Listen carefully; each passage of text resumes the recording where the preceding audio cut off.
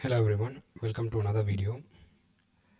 As I mentioned in my first stream on my chess mind, in-game strategy was a book that had a great impact on my in-game play, and I would like to show a game which helped me understand the concept of two bishop versus bishop and knight.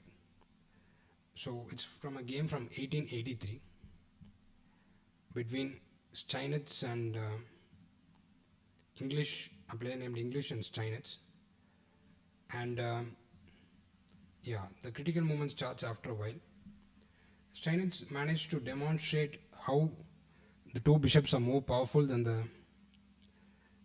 bishop and knight, and specifically how to restrict the knight in this game. And it made a great impression on me at that time. There are a number of examples in this book, but this is the simplest one, and so I've chosen this. So the movement we are looking for comes after an opening. So some kind of 1800 opening, I guess. Knight e7 is a fascinating move. I've never seen it, but yeah. So white is playing a little bit timid chess, and now with knight g4, Steinitz managed to take one of the bishops away, and this is the better bishop to go up probably. Bishop g4, knight b3, queen d2, knight d2. We arrive at our position of interest basically, that we want to see how Steinitz manages to convert this position. So the number one rule mentioned in the book is that you have to play against the knight rather than the opponent's bishop. So the main way to dominate the knight is to not give it any permanent squares. Keep it that is outpost, and just leave it so that it keeps have to worry about moving around. The second rule would be to not to allow the opponent to exchange a pair of bishops unless it is very advantageous for you. And as we will see in the game, Steinitz uses this at the correct opportunity. So he continues rook a d8, very natural. So I would like to mention that bishop into b2 is not in our interest, because whatever you do, I play rook into b7, and we activated the rook for nothing. So it's important to be very patient in such positions, which is also a concept mentioned in the book. Rook a d8, c3. So now he defends b2, understandably. So rook f e8, and white played knight b3. So he's going to try to land on d4, I guess, and try to see some counterplay, and so taking away squares from the knight. So you place your pawns in such a way that you take away squares from the opponent's knight. That's very key when you're playing against the knight. And h3, bishop e6. Black is not really concerned about something like bishop d4, as I would just move my bishop away, and I keep the two bishops and an advantage too. So rook d1, c5. As we know, we take away one more square from the knight and restrict it a little bit more. So the opponent aims for an exchange, but Steinitz refuses. Bishop f4, king f7,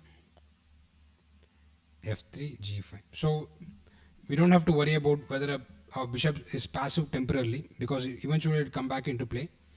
Our main goal is to restrict the knight and limit the number of exchanges. Rook d8, bishop e3. So as you can see, the knight hasn't found a good place yet, and the bishop is also kind of being restricted by the opponent's pawns, undoubtedly. Our bishop will sooner or later, because we have the advantage, our bishop will sooner or later become more active.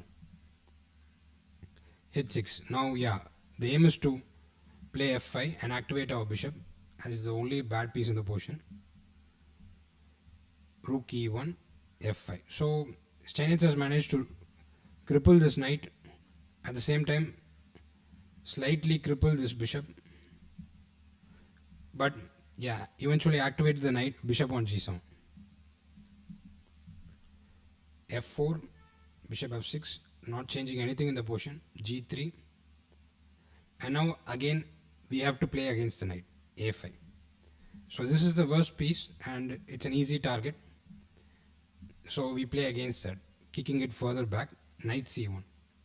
Now it's already pretty clear that this knight is suffering a terrible fate. A4, A3, bishop c4. Yeah, this is exactly how the knight dominates. Sorry, the bishop dominates the knight, and taking away squares from the knight is a very important element. And yeah, it's such a simple way to understand such positions and make a plan or come up with a strategy. So zero good squares for the knight.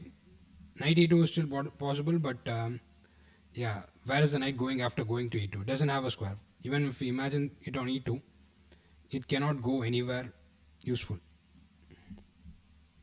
So king f2 he plays. So Steinitz makes a decision now, and that's interesting. Bishop g5. Now, as you have increased the advantage to the maximum, he says it makes sense to exchange of a bishop. If you have to sense the right moment to do concrete things, because if you just keep waiting, white might try something like knight e2, but black can still play g4. That's the burden of having a bad knight. Once it is bad, it's very difficult to bring it back into play. So Steinitz decided to do something active, and it's good enough. King e3. You can't blame white for his moves because it's really hard to suggest something other than what he played. But everything at this point is losing. King f6, h4. So patiently waiting for this h4 move, I'm sure. And now gh, rook e8. Steinitz transposes to a winning ending. King f2, rook e1, king e. And you can see that basically what matters usually in chess the value of the pieces and the difference in the value of this bishop over this knight. Value of a piece can also be measured by its mobility, the active squares that it can move to. So the bishop is pretty active, I would say, but the knight has only one square, and that too not a very pleasant one, I would say. So king e5. I think king g6 was also interesting, but king g6, I think white defends with king f2, and probably take king h5, king g3, and the game goes on. So Steinitz shoulders the king and brings his king into play. Knight e2. And now perfect technique from Steinitz, calculating at the right moment, taking concrete action at the right moment. Bishop e2, king e2, king f4. Now the king in pawning is just winning as black's pawn is queen. c4, king g4. White tries his last opportunity, king e3. Of course, king and h4 would be a blunder now because of king f4, but the guy who played well so far is not going to mess up now. So f4 check wins.